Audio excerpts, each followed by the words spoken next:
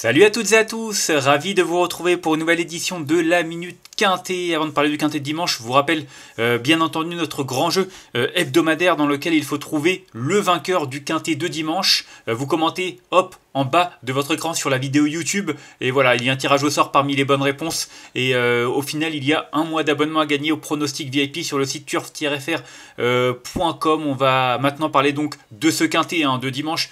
Il s'agit du prix Rosorno, une épreuve sur les haies, un handicap divisé de label Listed qui est réservé à des chevaux âgés de 6 ans et au-dessus. Ils seront 16 à en découdre sur le parcours de 3900 mètres. Une compétition qui est prévue aux alentours de 15h15. On a des chevaux bien connus au départ de cette compétition. Certains ont même couru ensemble il y a de cela 3 semaines.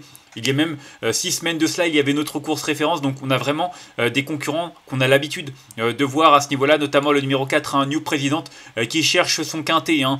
C'est vrai qu'il a déjà remporté un quintet il y a 2 ans de cela. Après voilà, il a eu une longue absence, plus d'1 an et demi. Il est revenu cet hiver, il a vraiment montré qu'il était toujours aussi doué malgré cette absence. Il a couru 3 quintets depuis son retour en piste, une 5e place et 2 accessibles d'honneur, dont le dernier dans la course référence disputée il y a 3 semaines derrière Rêve de Prince qu'il retrouve. Du coup, il retrouve son rival avec un avantage au poids puisque celui-ci a été pénalisé suite à sa victoire. Du coup, voilà, je pense qu'il va trouver son jour à ce niveau-là. Clairement, c'est un point d'appui solide. Il fait toutes ses courses, il apprécie ce parcours, il s'adapte à tous les terrains. Donc, pour moi, rien à ajouter. C'est vraiment le cheval à battre et en tout cas, c'est le point d'appui solide au départ de ce quintet. Ensuite, avant de parler du deuxième que j'ai retenu, juste annoncer que le terrain est très souple, ce qui change la donne par rapport à la dernière fois où le terrain était surtout collant. Mais voilà, il a déjà bien fait en terrain très souple. New President, c'est pas un problème. On va passer maintenant à mon deuxième, c'est le numéro 6, Rêve de Prince. Écoutez, je l'aime beaucoup, Rêve de Prince. C'est un cheval de 8 ans qui a vraiment de beaux restes. Il a remporté son premier quintet la dernière fois lors de la course référence sur ce parcours. Alors, il a été pénalisé de 3 kilos. Maintenant, ce qui m'interpelle, c'est qu'en steeple, il a fait l'arrivée de handicap, notamment à Cagnes-sur-Mer, durant l'hiver, en valeur 59. Il a terminé deuxième d'un handicap en valeur 59. Donc, déjà, porter du poids, c'est pas un problème. Mais en plus, il est compétitif à cette valeur. S'il l'est en steeple, pour moi, il l'est en haie. Il est vraiment à l'aise dans les deux disciplines et voilà, il est toujours en forme. C'est l'un des deux pensionnaires de Jean-Raymond Breton et je pense vraiment que son partenaire a choisi Jean-Baptiste qui est je pense le fils de l'entraîneur qui a choisi en tout cas entre lui et Igloo Igloo. Pour moi, malgré le point en plus, il est capable encore de jouer les premiers rôles. En tout cas, moi je lui vois une très belle chance théorique. Ensuite, j'ai retenu en 3e position le numéro 12, Joyeuse Haleine. Alors, c'est une petite... je sais pas s'il va y avoir une grosse cote ou pas, mais je trouve que c'est vraiment un très bel outsider, Joyeuse Haleine. Pourquoi déjà, elle vient de faire l'arrivée de Quintet pour son premier essai dans les handicaps. C'était certes en steeple, mais le lot était vraiment bien composé.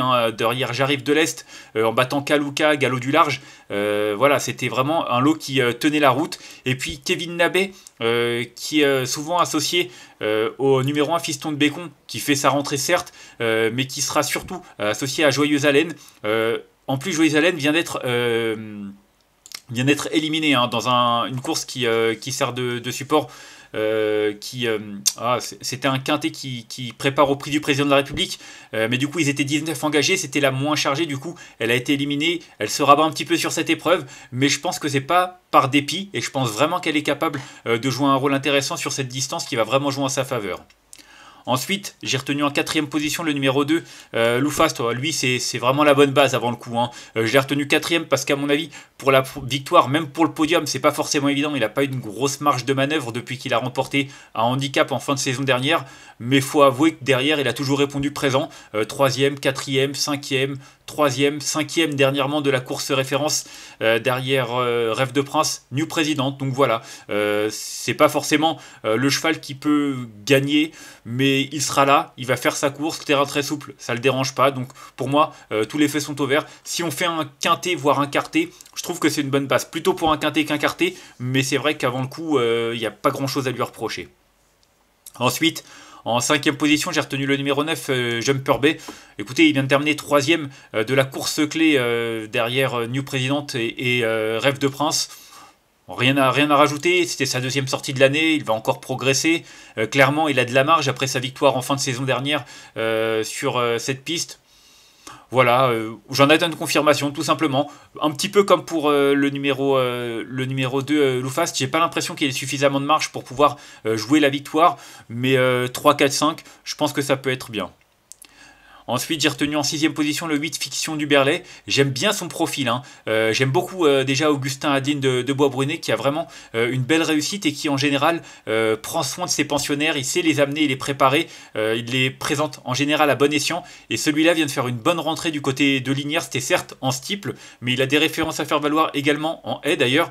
L'an passé, il avait fait l'arrivée de handicap, alors en général c'était des secondes épreuves, hein, mais il faisait l'arrivée en valeur 57,5, surtout sur 3600 mètres. Je crois qu'il a jamais couru sur 3009, non il n'a pas de performance sur 3009, mais bon, c'est un cheval qui a de la tenue, hein, il a fait l'arrivée en steeple sur 4005, 4004. Donc c'est pas forcément rédhibitoire de ne pas avoir couru sur ce parcours. En tout cas, il a fait ses preuves sur les haies d'Auteuil. Je trouve qu'il est bien placé au poids, il est prêt à sa juste valeur. Et il est susceptible d'afficher des progrès sur sa rentrée. Et je pense qu'il faut vraiment lui accorder un certain crédit. En tout cas, c'est pour moi un outsider très séduisant. Ensuite, j'ai retenu en 7ème position le 11, Ladyker. Encore une fois, c'est un outsider très séduisant, Ladyker, qui vient de refaire parler d'elle. Hein. C'est vrai que l'année dernière, elle est souvent tombée, parfois dans des très bons lots en steeple. D'ailleurs, elle avait couru le prix Montgomery. Le prix Montgomery, oui, c'est ça. En fin de saison passée, elle était tombée certes, mais voilà, elle a couru quand même le prix Citage, un groupe 3 sur le steeplechase d'Auteuil.